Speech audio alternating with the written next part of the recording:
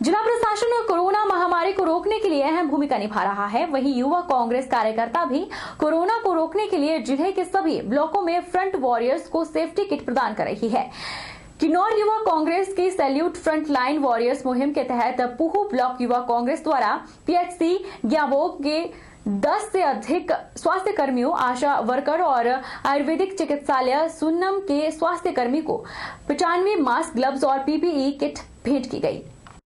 ग्याबुंग PHC के अंदर कार्यरत 10 से अधिक स्वास्थ्य कर्मियों को मास्क व ग्लव्स का वितरण किया गया। ग्याबुंग, सुन्नम व शासो में कार्यरत हमारी आशा वर्कर बहनों को एक सम्मान स्वरूप किट का भी वितरण इन युवा साथियों द्वारा अपने निजी सहयोग से किया गया है। युवा कांग्रेस के साथियों द्वारा आयुर्वेदिक चिकित्सालय सुन्नम में कार्यरत स्वास्थ्यकर्मी को भी N95 मास्क व ग्लव्स देकर उनका मनोबल बढ़ाने का प्रयास किया गया है।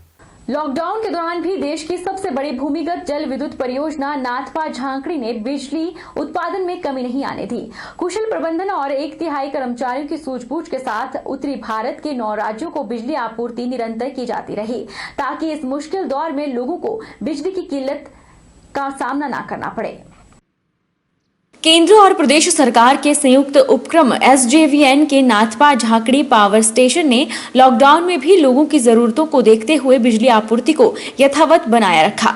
देश के सबसे बड़े भूमिगत पावर स्टेशन ने अप्रैल से अब तक 810 मिलियन यूनिट बिजली तैयार कर देश के 9 राज्यों को बिजली दी है।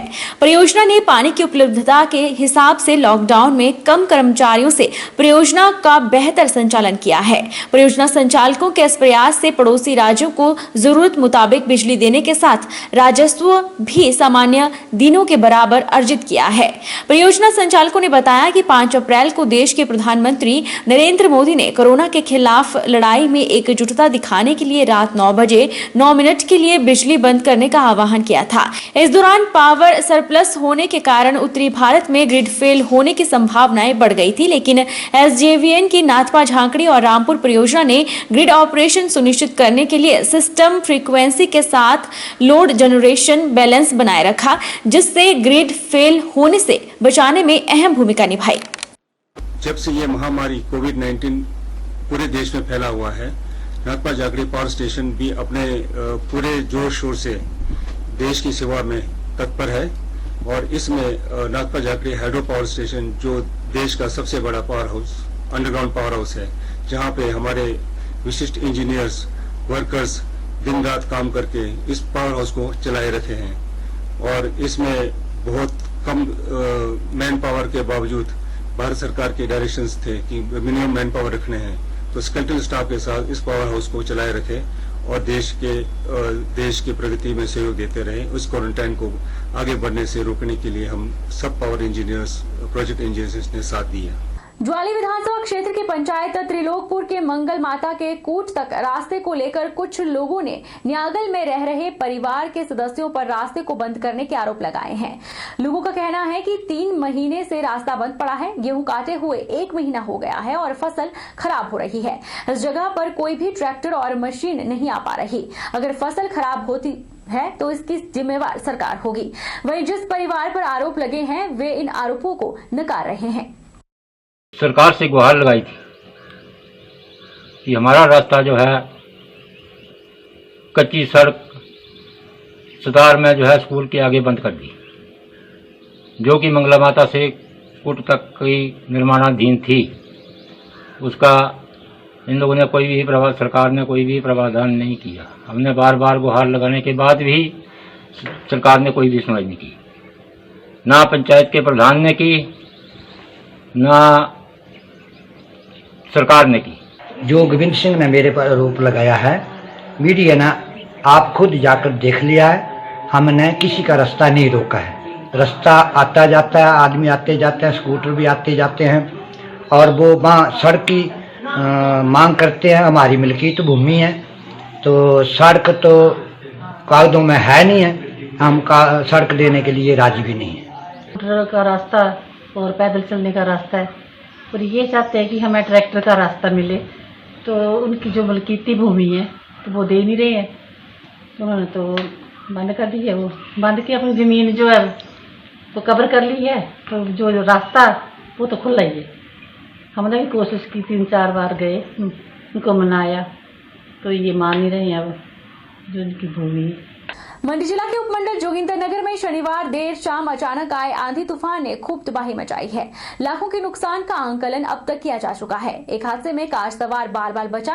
आंधी तूफान से राजकीय आयुर्वेदिक फार्मेसी में करीब 2 लाख का सोलर पैनल टूट गया। उधर चौंतरा के नजदीक हाईवे पर विशालकाय पेड़ गिरने से मंडी पठानकोट हाईवे भी बंद रहा। आंधी तूफान से ग्रामीण क्षेत्रों में 1 दर्जन से अधिक स्लेटपोश मकान की छतें धराशायी हो गई। इनमें साधुराम निवासी गलू की गौशाला की छत उड़ने से 15,000 रुपए का नुकसान, पसल गांव के राजू के बाथरूम के ऊपर पेड़ गिरने से 20,000 रुपए का नुकसान का आंकलन किया गया है। बीना देवी निवासी ढेलू की गौशाला को आंधी तूफान से 15,000 रुपए का नुकसान, वहीं डोहग निवासी राजकुमार की गौशाला को भी आंधी तूफान से 15,000 रुपए का नुकसान पहुंचा है। जिमजिमा गांव के सुरेश कुमार की रसोई की छत को 35,000 रुपए के नुकसान का आंकलन राजस्व विभाग के द्वारा किया गया है। वहीं आठी गांव के हरि सिंह तलकेहड़ की आशा देवी की रसोई की छत उड़ जाने से 10-10 हजार रुपए का नुकसान हुआ है। बिजली की हाई वोल्टेज तारों पर पेड़ गिरने से हजारों का नुकसान हुआ है, जिसके चलते कई जगहों पर बिजली भी गुल रही। हिमाचल प्रदेश के मशहूर पर्यटन नगरी डलहौजी का मिनी स्विट्जरलैंड के नाम से विश्वविख्यात प्रमुख पर्यटन स्थल खजियार गर्मियों में हमेशा पर्यटकों से हरा भरा रहता है, लेकिन लॉकडाउन के कारण इस समय वीरान है। इस समय डलहौजी देश के कुछ उन पर्यटक स्थलों में से है जहां कोरोना से संक्रमण का अभी तक एक भी मामला सामने नहीं आया है। डलहौजी के पर्यटन स्थलों की खूबसूरती हर किसी को लुभाने के लिए तैयार है। यहाँ मौसम बहुत ही सुहावना हो गया है। तापमान 22 डिग्री के आसपास चल रहा है। गर्मी बिल्कुल भी नहीं है, लेकिन लॉकडाउन के चलते पहाड़ों के खुशगवार मौसम और खूबसूरती के दीदार को इस बार पर्यटक नदारद है। पर्यटक सीजन में गुलजार रहने वाले डलहौजी के खजियार की ठंडी और हसीन वादियों में सन्नाटा पसरा हुआ है। कोरोना संक्रमण से बचाव को लागू लॉकडाउन से पर्यटन व्यवसाय चौपट है। होटल व्यवसायियों और पर्यटन व्यवसाय से जुड़े व्यापारियों में मायूसी छाई हुई है। यहाँ हर साल गर्मी के सीजन में भारी संख्या में पर्यटकों का जमावड़ा रहता था, लेकिन इस बार पर्यटक स्थल खजियार सूना है। वहीं दूसरी तरफ यहाँ की खूबसूरती भी पहले से कई गुना बढ़ गई है। ऐसा प्रतीत हो रहा है कि पर्यटकों के इंतजार में पहाड़ भी अपनी खूबसूरती को संवार रहे हैं। चारों तरफ हरियाली फैली हुई है। उड़ती धूल, मिट्टी और गंदगी का नामो निशान नहीं है। पेड़ पौधों और हरी भरी घास पर लौटी रौनक पहले शायद ही किसी ने देखी हो। देवदार के जंगल शीतलता का एहसास करा रहे हैं। हिमालय की पर्वत श्रृंखलाओं से चलती धीमी धीमी बर्फीली हवाएं वातावरण को और खुशनुमा बना रही है। जंगलों में पक्षियों का कलरव और चहचहाट आसानी से सुनाई दे रही है। लोग अपने घरों में कैद हैं। वहीं स्थानीय कारोबारियों को लॉकडाउन खुलने का इंतजार है। मई महीने में हजारों की संख्या में पर्यटकों की आमद से पर्यटन स्थल पर रौनक रहती थी, लेकिन इस बार हर तरफ सन्नाटा है। इस समय हम हिमाचल प्रदेश की मशहूर पर्यटन नगरी डलहौजी के मशहूर पर्यटक स्थल खजियार में हैं। आप देख सकते हैं यहाँ पे ये बहुत ही खूबसूरत इलाका है। मिनी स्विट्जरलैंड नाम से भी ये जाना जाता है।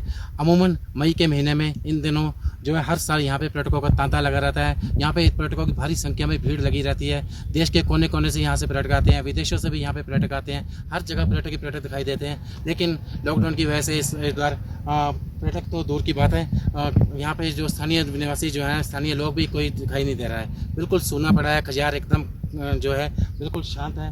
रामशहर की ग्राम पंचायत नगर के गांव कटली में हत्या का मामला सामने आया है। सीमा देवी की अपनी भाभी यमुना देवी के साथ कुछ विवादित लड़ाई झगड़े काफी समय से चले आ रहे थे। जानकारी के अनुसार यमुना देवी ने पिछले दिन सीमा देवी के साथ लड़ाई झगड़ा किया, जिसके बाद सुबह 7:30 बजे के करीब सीमा देवी मृत पाई गई। ग्राम पंचायत के प्रधान कमला देवी ने तुरंत रामशहर पुलिस थाना में सूचित किया और पुलिस मौके पर पहुंचकर आगामी जांच में जुट गई है। हालांकि पुलिस ने शव को कब्जे में लेकर आगामी कार्रवाई शुरू कर दी है। बहरहाल बुलेटिन में इतना ही। आप देखते रहिए HP 24/7।